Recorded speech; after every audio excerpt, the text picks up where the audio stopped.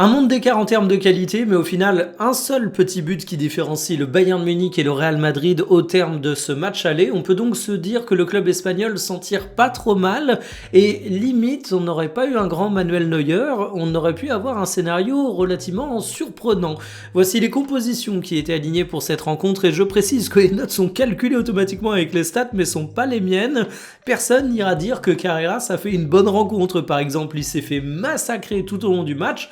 Pour sa défense, il faut quand même dire qu'il devait défendre devant Michael Olise. Michael Olise qui nous rappelle qu'Emmanuel Macron renforce le stock stratégie d'ogives nucléaires, mais la principale force de frappe française, c'est Michael Olise.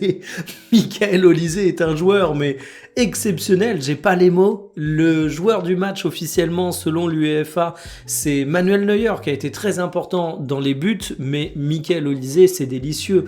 C'est un joueur dangereux balle au pied qui fait des grandes différences, c'est un joueur qui sent le jeu comme très peu et qui à la passe est extrêmement pertinent et évidemment c'est très dur de défendre face à lui.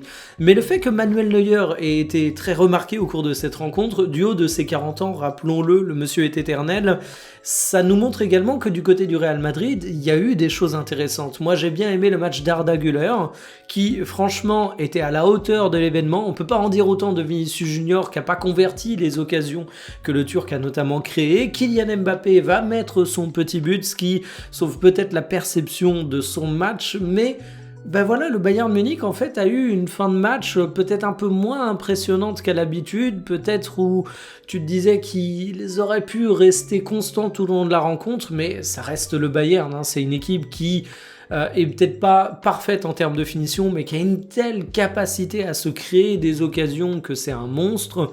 C'est assez marrant, regardez les statistiques, il n'y a pas un grand écart finalement, tu les sentais supérieurs en termes de jeu, mais en termes de tir, c'est un petit peu kiff-kiff, et je le redis, bah si on n'avait pas eu un grand Manuel Neuer, le score aurait été différent, même si je trouve que le Bayern mérite largement sa victoire. À voir pour le match au retour, le Real Madrid est une bête blessée, et Dieu sait que s'il y a une équipe qu'il faut jamais enterrer, c'est bien les Espagnols.